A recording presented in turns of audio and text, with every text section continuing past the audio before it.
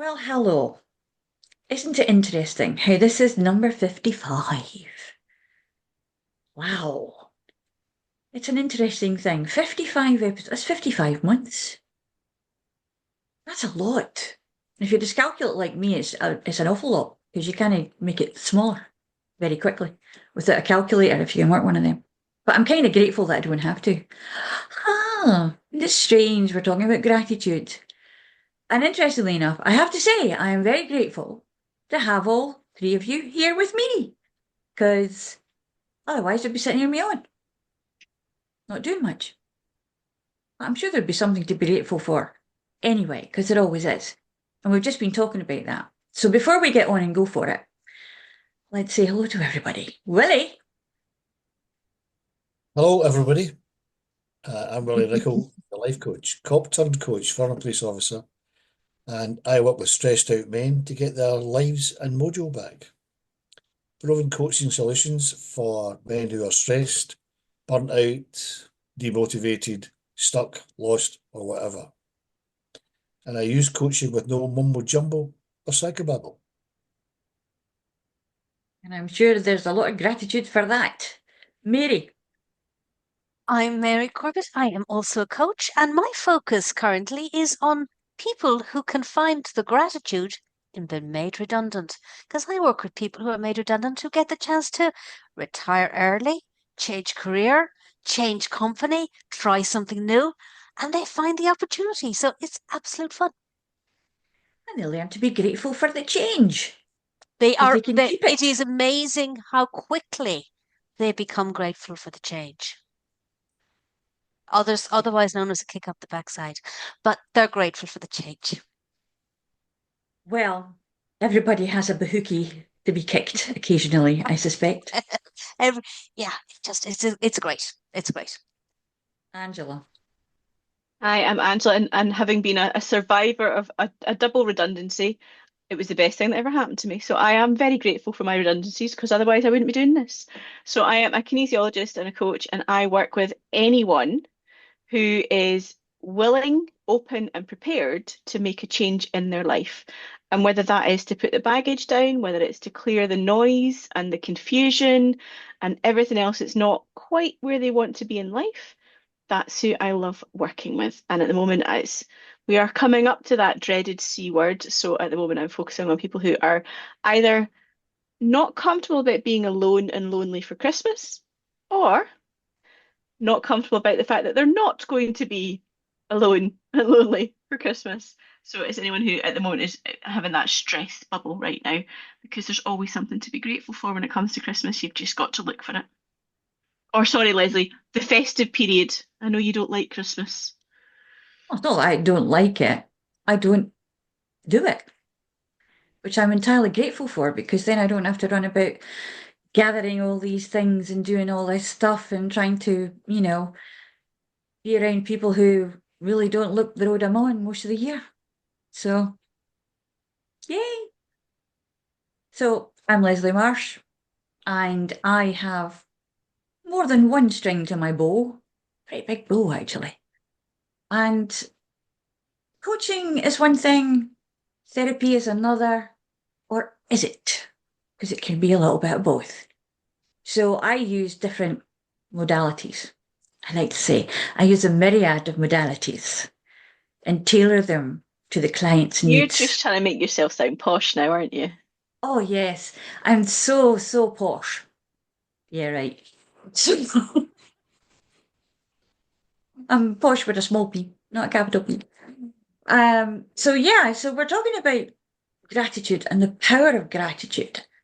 And before the recording, we were talking about the different things that were happening in our lives that we're kind of grateful for in a strange way in some cases. And it's kind of true. Retrospect, hindsight can make things a little bit easier to be grateful for. What do you think, Angela? With hindsight comes a myriad of, there's your myriad word again, it comes a myriad of facets. And yeah, gratitude is definitely one of them, because when you're sitting in something, you might not see any reason to be thankful. You might not see a way out of it.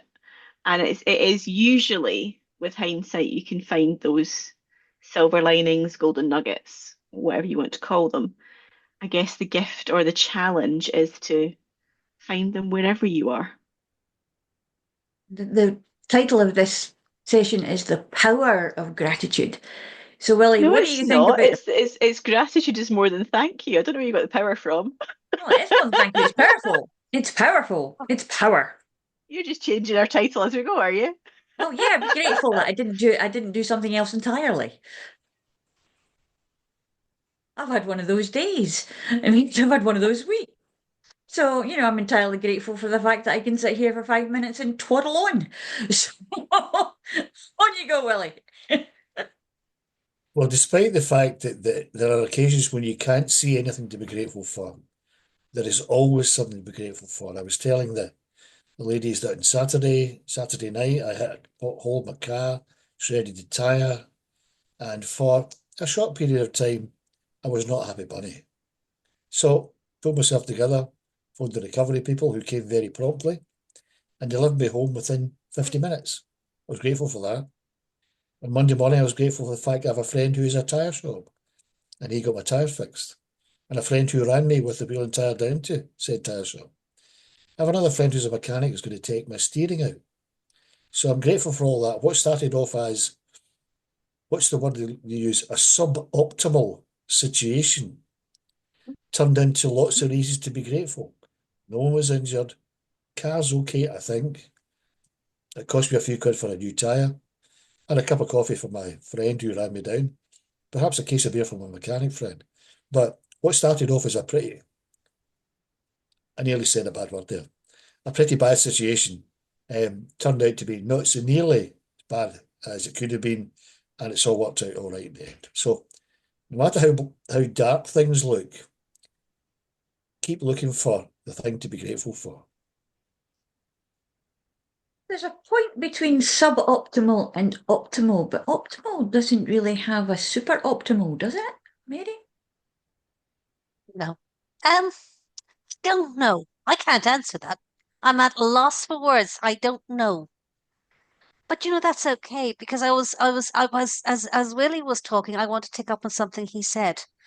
And it was the ease with which, when we have any situation, we know who our friends are.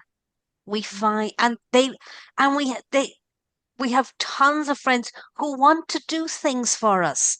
When they get the opportunity, they're probably delighted to be able to pay back some of the kindnesses we might have shown ourselves to them on other occasions. And I think that this whole, when you started this, you're saying, look back and in hindsight, you see you get grateful. I actually think it becomes a habit.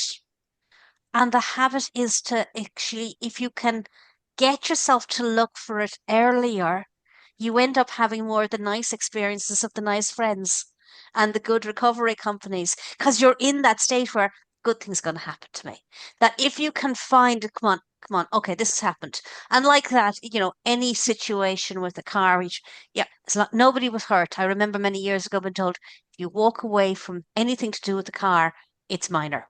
I thought, you know what, that's a great piece of knowledge to hold on to. And that gratitude that you're in a place. I think the idea of actively always looking for, okay, how can I make the most of this? How can I make this as good as possible? Allows you to see that gratitude a lot quicker. And then much better things always just, I don't know, the universe conspires to make nice things happen. Yeah, it is one of those things that we, on occasions, forget to remember we have the power to change our mindsets and our minds, which changes our chemical makeup in our bodies, which washes away the frustration and allows the moment to happen a little bit quicker. Although I must admit, I do like the odd rant. It helps me to kind of get things out. As long as there's not anybody in the firing line, you're fine. But this is it. When there's someone in the firing line, and if it could be someone who's quite young, perhaps, and so under your radar, and you think that you're going off on one just because it's making you feel better, but the little person there is taking it all in and saying, "Oh, this must be my fault." And there's a domestication thing that comes in there. We domesticate ourselves into the idea that there's a fault, there's a blame, and somebody has to get angry about it. So Or do I've we? been reading the Ho'oponopono again recently. So reminding myself, my universal mind is so nice to me. It occasionally tells me, go get that one. Go and get that again. You'll enjoy that. So I do. It calms me down. And it helps me to realise that gratitude is one of the biggest things that there is that will alleviate so many stresses and strains, as will forgiveness. And being grateful for the act of forgiveness is also something that's quite powerful.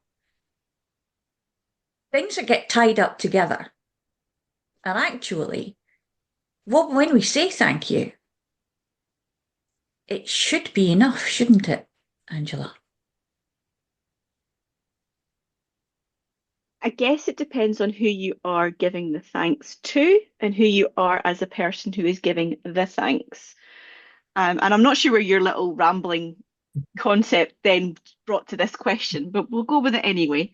Yeah, I think if you are giving somebody, if you're expressing gratitude and thanks to someone, it can come with a full stop.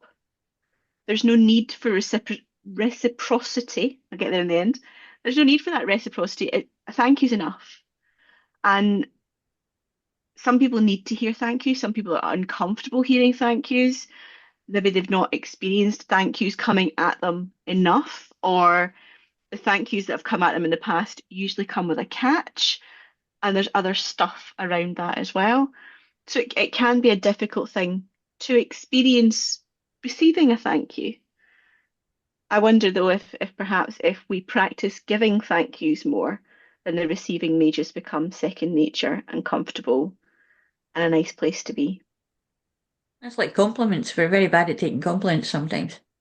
Get all Yeah. embarrassed and also like, oh no, it's nothing. And actually, we do that when somebody says thank you to us as well. And we say, oh, it was nothing. Yeah. And I think when we do that, we're belittling the person giving thanks. So if someone says to you, "Oh, that's a lovely top," "Oh, this old thing, I've had it in the wardrobe for months or years or whatever," just say thank you. There doesn't need to be anything behind it, or "Oh, thank you so much. That was such a big help." So I know Leslie, when you and I work with tech stuff, and you usually do show a lot of gratitude with the tech, and I'm thinking that was a 2-minute job. It wasn't a big deal. It wasn't a big deal for me, but it was for you. So I need to learn, and I think I've got better at it. I need to learn just to say, "You're welcome." Full stop. Actually, the thanks is usually for the kick and the bahookie at the same time. Yeah. Because that does happen a lot. But I think that, sometimes sorry, Mary, carry on. I think some of us have a lot of difficulty with accepting thanks, being able to receive it. I think we have to, I think it's something we do need to teach people that it's that, accepting is okay. If somebody offers you something, just say thank you, it's fine. Because we don't, it's always, oh, they shouldn't have. You shouldn't have. That's actually not very nice to them to say, well, you're right, you're actually quite insulting. When you think about it, you're insulting the person who's giving you something and you tell them they shouldn't have. What's that? It's fair when you start trying to make sense, what the hell is that about? But I think that gratitude piece, that sometimes I think we can struggle more to be grateful if we don't know how to accept from others. Because they give us stuff and we don't know how to be grateful for it because we don't know how to just accept it. Or if we don't appreciate ourselves. Yeah, Yeah. that's when you hear oh, you didn't have to do that. Of course, you don't have to do it. It's the expression of giving that we're all taught is supposed to be the best thing since sliced bread, or even before. So when we do that, how does it become so hard to accept things? There's a lot of stuff with men that go around with that as well, isn't it, Willie? It's I think for men, it's like we don't need help. We don't need to be given things. We don't need assistance. So when we're given it, we can be a bit embarrassed, or even for that matter, a bit pissed off because I didn't need your help. Well, I certainly need help at the weekend.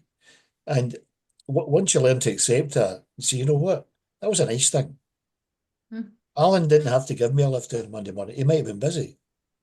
So I'd say, are you busy? He went, no, I'm not. That's not a problem, mate. So I think another concept is that gratitude is infectious. Right? It's like a virus. So if someone does you a good turn and you say, oh, thanks very much, and they say, you're welcome, you're boosted up. They're boosted up because you've helped, because you've said thanks for their help. So it's a good day all round.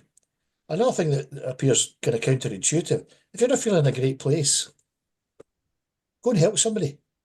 Go and find somebody to help, right? You help them and they'll say, oh, thank you very much. And you'll say, you're very welcome. And that kind of lifts your mood because you've done a good turn for someone. They've thanked you and now you feel better.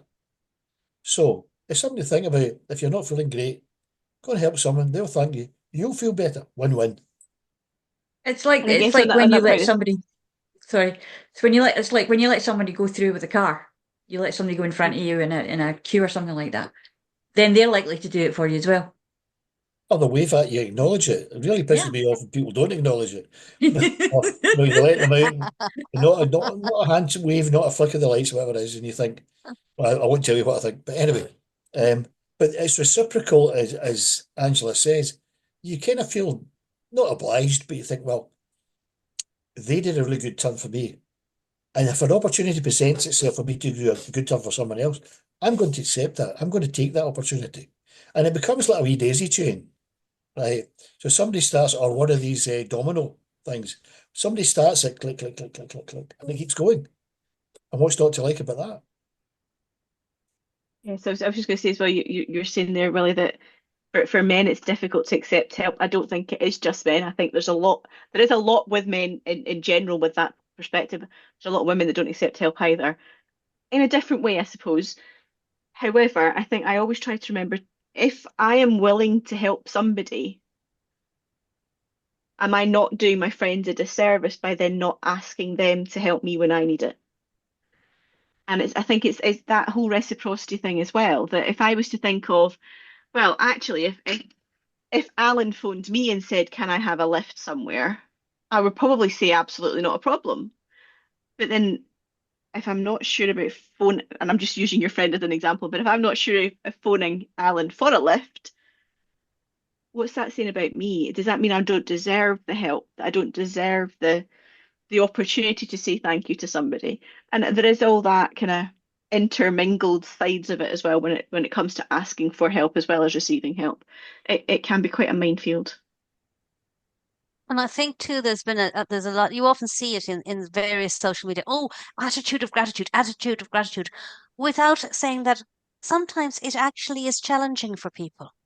Yeah. Sometimes people struggle with it, and that if you recognize that you're struggling, is looking at why makes sense. And trying it out, finding maybe one or two people you can do it with, and do get used to it in small doses. But it's almost like, well, if you haven't got an attitude of gratitude, what are you doing? You're destroying your life. Now, personally, yeah, I think they probably are. But on the other side, there's that forced, you must be grateful. Actually, not everybody is able to be there all of the time. Yeah. And I think we need a more kinder attitude to gratitude and to giving and receiving. I think also there's a lot of stuff especially this time of year. I think a lot of stuff on social media, it's all the gear and no idea. It's a case of attitude of gratitude, but they don't actually understand what that is because that it is an actual moment in time where you are absolutely in the space of gratitude. And if you think that gratitude is just, yeah, cheers, mate, then you're skating on thin ice to a certain extent because it's a lot deeper than that. But it can start there. It can start there. It can start there. However, we tend to, in our very busy lives, just go, yeah, cheers, and walk on. And we don't even wait for the person to show that, oh, that was nice of you, thanks. Or Yeah, even just great. get a smile back. or you just get a smile back. Some people are just like 10 miles down the road before they even realise that they said thank you to someone, because it's just they're not in that space. And when someone is in that space and you understand it, we do this with inanimate objects and other living beings. We don't just do it with people. When we're learning attitudes of gratitude, we learn to look at a plant and say, and I think they basically in religion as well, you say grace because you're saying thank you to the food that's on the table for that which is nourishing you, the sacrifice that was done for that. And I'm not just talking about animals, because let's face it, we're sacrificing vegetation as well. And when you think about it, everything has spirit. So therefore, be grateful. I think there's that element as well as with the attitude of gratitude and gratitude logs, that you must have 10 things that you're grateful for every day, and you've got to write them down in a list. That can be so exhausting. And some days it could just be, I'm grateful that I've got a bed that's cozy and the day is done. But I've seen some of these kind of journal prompts where it's you've got to come up with something different every day. That's just adding more stress for a lot of people. Yeah. Yes, it might become a habit and it might become easier, but for some people it's like, today was pants. I don't have anything to be grateful for. And it's also remembering when we were saying there's always something to be grateful for, and there's always something that there is in your life that to be grateful for. However, it's about finding that way of then saying, as opposed to somebody else. So I am grateful that I got this when they don't, is quite a challenging thing as well. And actually, I was reading an article about Band-Aid this week as to the lyrics of that and how it's no longer politically correct for some of the lyrics. And actually, when I read it, because I thought I really liked that song, but when I read the article talking about do they know it's Christmas time at all, and the people in the countries that were affected by that in the 80s are now saying, well, of course we knew it was Christmas.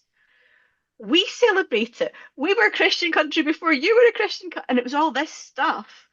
And it was fascinating just looking at that. Well, I am grateful that I was able to help that poor person in that country, wherever.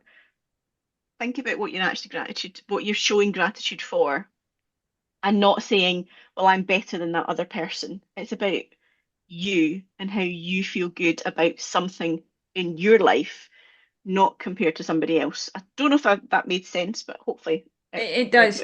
My one of my heroes, Nick Hall, you've heard me talk about him before, does this thing about when you're thinking your mindset is going down that interesting road of this is all happening to me and it's not happening to anybody else, and I really can't deal with this anymore. And he's saying, like, I'm glad that I have this to do and this is not happening to me. I'm glad that this isn't happening because I have this or whatever. But it's actually that tiny point of, I think that with the journals, etc., it started off by trying, the object was to get people out of that mindset of, there's nothing to do. I'm just ER on speed. If ER could be on speed.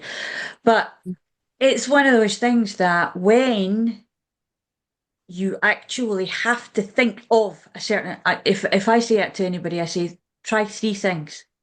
Just try and think of 3 things. If you can't think of 3 things, think of 1 thing. And if you can't think of 1 thing, think about 1 thing that you might think you might be grateful for. Imagine it, because of course when we imagine it, the brain doesn't know it hasn't happened yet. So it started off as a tool, but then it became, from 3 things or 5 things, it became 10, 20. You have to sit there and write for 3 hours in a journal about what you have to do. But actually, it was just to change your mind in the beginning. I think 3's probably enough. I mean, I remember being in a panel and a Zoom call for suicide prevention, and there was a young man also on the panel who had tried to take his own life twice. He got therapy and he now runs a suicide prevention group. And he said one of the things he was asked to do or suggested he do was write a gratitude journal. And he thought, really? So he said he tried it. So his first entry was 3 things. I got up, I had a shower, I had something to eat. End of. Things that you and I would take for granted without even thinking about it. But these were 3 things this young man was grateful for. And he continued, and I hesitate to use the word became better, or healed himself or whatever. But that stayed with me. It was during COVID when we were on a Zoom call. That stayed with me. I got up, I had a shower, had some tea. I think, well, if you can't be grateful for that, I mean, at my age, I'm grateful if I open my eyes in the morning. Right? And I swing my legs out of bed and I stand up and I thought, well, I can still see I haven't had a stroke during the night, so it's all good. So I'm in a win-win right from minute one. And sometimes you take it for granted, but I'm grateful for that. And anything else that happens after that's a bonus. I guess it's And how I do think we it is look at really, those things that we take for granted and become grateful for them? So Leslie, you mentioned people saying grace before food. So many of us have forgotten to do that. And you don't have to pray to a higher being or whatever else. You can just say, I am thankful that I have food to eat and it's stuff I like. Mm. Or I'm grateful that I've had the electricity to heat my food today, or whatever it may be. But it's having that, yeah, I'm grateful that I got out of bed this morning. I'm grateful that I had a bed to get out of this morning. And take it from there, because sometimes on those days where you sit there going, I've got diddly squat to be thankful for, go back to basics and there's look no for the right stuff that, way. yeah, Yeah. go back to There's no go back right to the way stuff to that be you take for grateful. granted. Yeah. It's whatever matters to you at a specific moment in time. There is no right or wrong way to be grateful. And it can be in very many forms. And what we need, I think when we develop habits of paying attention to it, then like you're saying, Willie, I got up this morning. I didn't have a stroke during the night. That's a hell of a lot to start your day off on. You're definitely starting on a win-win. So, it's not I'm grateful I won the lottery. Yeah, I don't know. I'm not even sure I would be. I'd be trying to figure out what to do with the money. But it's, That's a really but bad problem to have though, right? but it could become a problem. I'm grateful I had enough to put food on the table. To me, I have a much greater consciousness of that, being grateful for that, than say winning on a scratch card. It So doesn't It's also have, we're all different. it doesn't have to be about yourself either. I'm grateful I have a loving So wife, most of the time. I'm grateful that I have a stepdaughter, that my first wife or my second marriage couldn't have kids. So I have a stepdaughter. I'm grateful for that. I'm grateful that she's healthy. I'm grateful that she's now started a teaching career. I'm grateful that she and her partner have bought a house and will soon be vacating our house. Right? I say that very tongue in cheek. But That's your thing to look forward to. yes, exactly. It needn't necessarily And if be. she's watching right now, I want a comment to tell us what you think about that comment. It doesn't necessarily have to be grateful for you personally. You can be grateful for other other people, other things. So it's not just me. Although I'm grateful to get out of bed in the morning. So you've got tons of things to be grateful for. And sometimes when you're at a low ebb, it's sometimes difficult to see that, right? And I totally get that. When you're not in the mood, when you're a bit meh, you've lost your mojo. It's sometimes difficult to find the silver lining or whatever you want to call it. So in that case, you sit down, clear your mind, have a think, and there's always something there. The fact that I'm sitting down in this comfy chair, I'm grateful for that, right? And I'm grateful for having a bed. I'm grateful that the boiler still works because it heats the water so I can have a shower.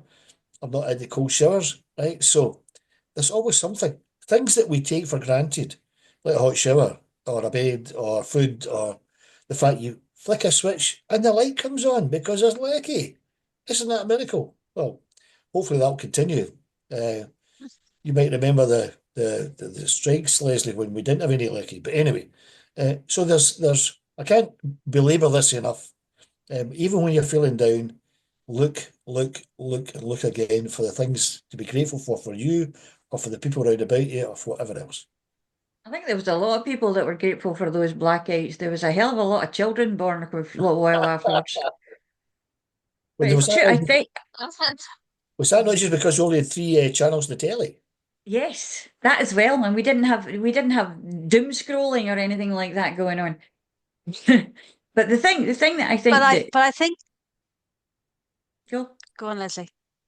no, what I was thinking about was what comes the layer underneath the thank you is the appreciation of the situation.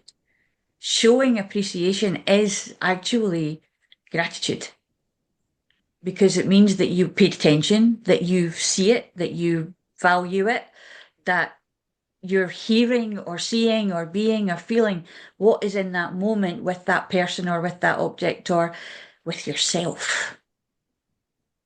And that's the big thing. It's the appreciation and it's how we appreciate life in general is where we start picking up the little things that make life much nicer.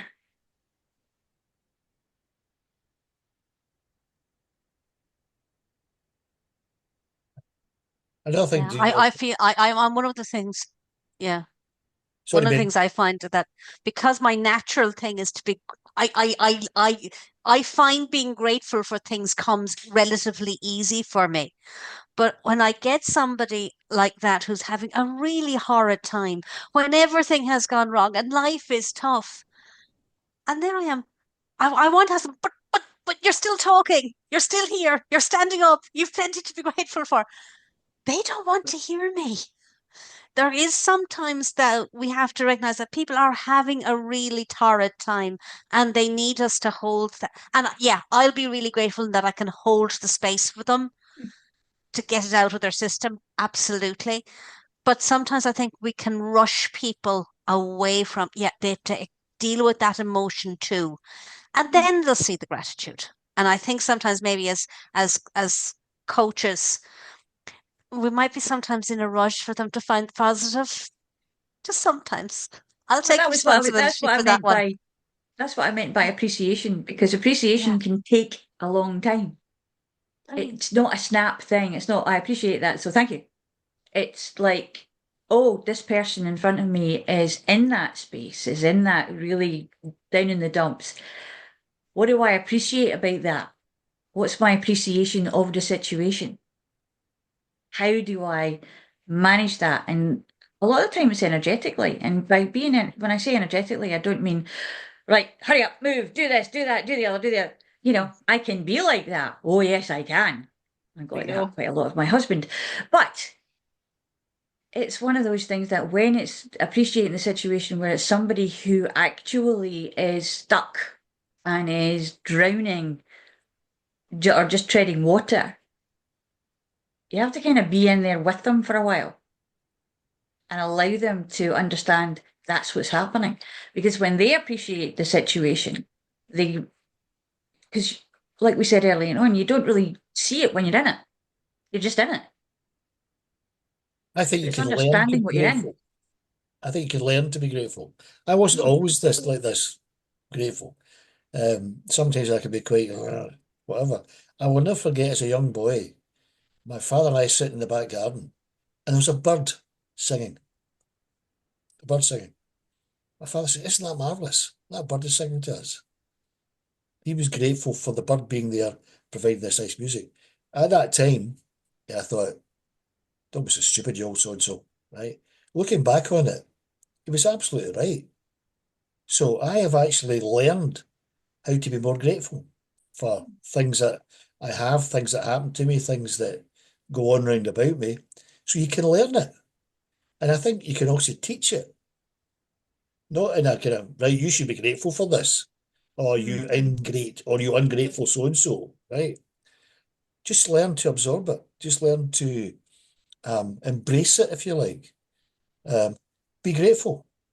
The appreciate thing is I appreciate where you're coming from, right? Slightly different, but or you could say, I appreciate you doing that for me, which is another way of saying thank you, right? So you can learn how to do this. You can learn how to be grateful, how to express gratitude and say thank you to people without it being, as I used to find it, embarrassing or a bit kind of, right? But now, somebody that's done nice for me, I have no problem whatsoever in saying thank you very much. And yes, Alan probably said to me, cheers, mate, not a problem. And then when I got out of his car, I shook his hand, right? Which is another, if you like, token of appreciation, that kind of manly thing, right? Shook his hand, see you on Friday, because we're going for a pint. See you on Friday, yeah, brilliant, right? And that was it. I was grateful. He accepted my gratitude. Job done. There we are.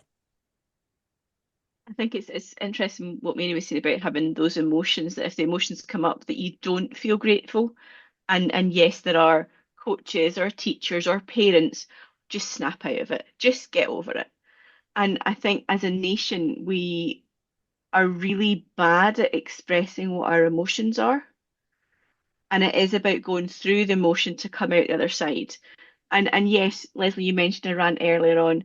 I am grateful that I had the opportunity to have a rant to get it off my chest and clear out the cobwebs. Mm-hmm. That's valid too. Mm-hmm. But sometimes you've got to go through the emotion rather than just putting a lid on top of it and bricks on top of it so that it never sees the light of day. And then you end up possibly with things festering and never being dealt with this fake, well, I'm gratitude. I've got my gratitude journal. I'm doing a really good job. I should get a gold star, when you've not dealt with what's going on for you. So there is that element of making sure you're dealing with stuff and getting through it to a point where you can genuinely be grateful and not just paying lip service, perhaps. You can be totally grateful that it doesn't slip out at the wrong time for the wrong reason as well, once I it's am been very sat down and grateful I suppressed in didn't there. punch my boss in the face when they made that comment. Yeah. Oh, yeah. Not that I thought that was you at all, Leslie. Oh, yeah. Oh no, I don't. I have actually asked a boss if he liked where his kneecaps were, because I would shift that if he had threatened not to pay me. So, But then again, he was playing very hard on the Glaswegian thing. So I decided to play back. So he was very grateful that I'd left his kneecaps where they were. And I was very grateful You that can always find that he paid silver me. lining if you look Yes, hard enough. you can. Yes, you can. It's when we were growing up, by generationally, mind your P's and Q's. Children should be seen and not heard. And there was a lot of things that I was grateful for not getting when I forgot those rules. But it wasn't often that I didn't get them. So yeah, there is a generational thing about snap out of it, get done with it, because there's an embarrassment behind that as well.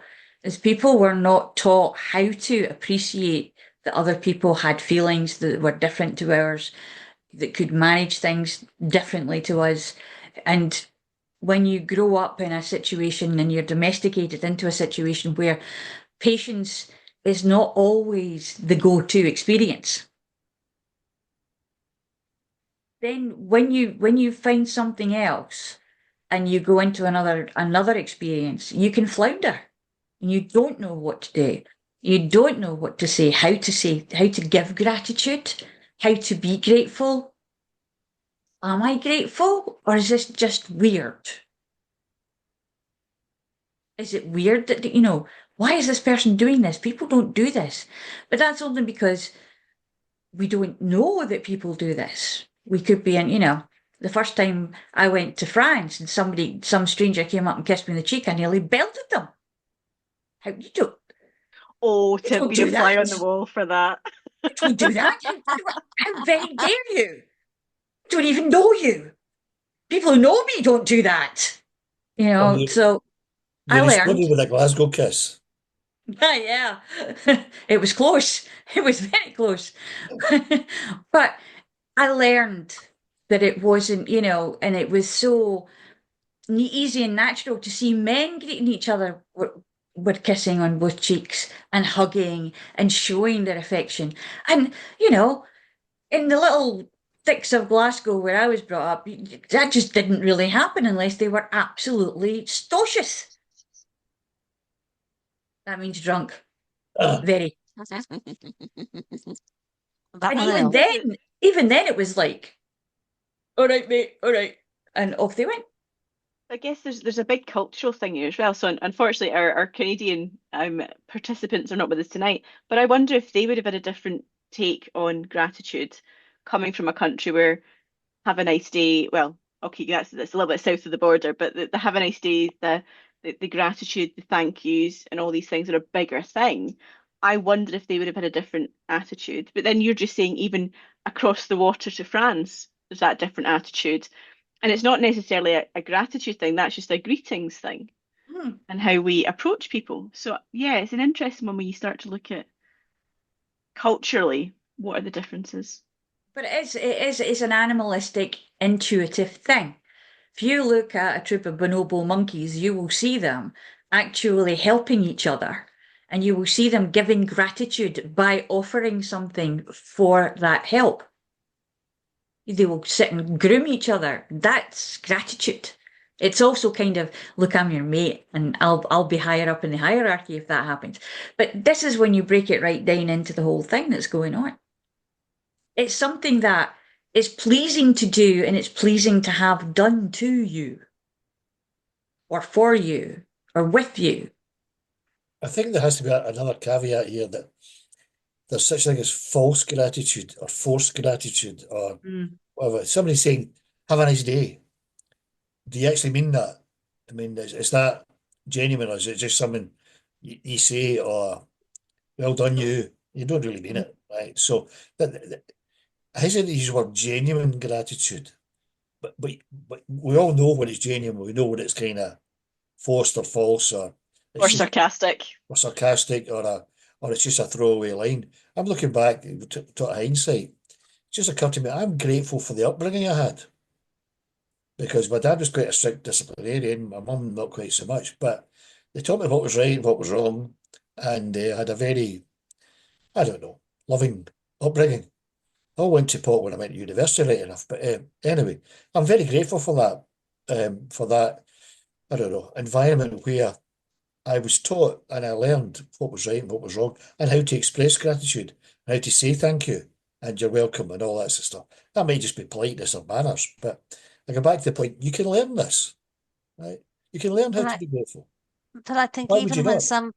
even when somebody says it as a platitude, at a checkout and says, "Oh, have a nice day, have a nice day," sometimes the person hearing it really needs to hear it, and whether it was given as a platitude or not, it wasn't heard was the platitude, and they go back away with a smile on their face. Somebody has engaged with them, has spoken. Yeah, while rationally they might know it was probably a platitude, they still get that a little bit. Now, when you properly engage with them and it's done with a heart and a half and that big smile and it's authentic, yes, it's a different experience. But even the platitudes matter too. Well, I often go to the supermarket, I say at the checkout opener, how's your day going? How's your shift going? What's happening? Whatever it is, right? And they look at you and say, no one ever asked me that. And I say, well, nice to be nice. I just wondered if you're doing okay. And they go, thank you. Right? And it's not cost me anything, right? And I've maybe uplifted them a wee bit. And I go, well, there we are. It's good. Win-win. Love it. Interesting. admit- Apparently, it's a Scottish thing to thank your bus driver. Yeah. Apparently, Oh, that's it's not. Irish. It's It's an okay, Irish don't thing worry. to Maybe thank maybe the bus Scottish and driver. Irish then.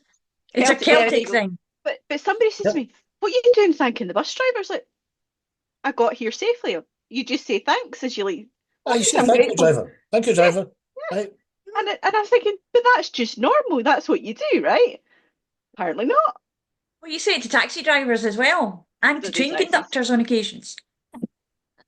Because maybe you make their day, but also it might mean that they'll remember you and they'll be nicer to you the next time that I mean, there was one guy who Or on a you just bus, do it because you're thankful that you got there. like one guy on a bus when someone in my company had a very nasty accident on the first bus and had to get off of it. The second bus, I didn't have any cash on me. I didn't have anything with me because they were the ones who had the cash.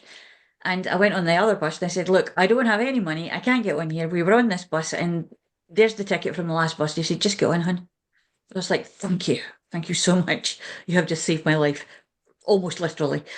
But it's one of those things with the have a nice day. There are some ways that it's said that I feel like saying, are you telling me to do that? Is that a command?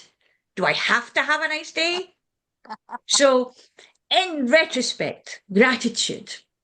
Thank you so much for watching this. And if you would like to put in the comments something that you're grateful for, we'd be grateful and love to see it and hear it. So, be well, be blessed, be loved, be grateful, and have gratitude given to you. And we'll see you next time.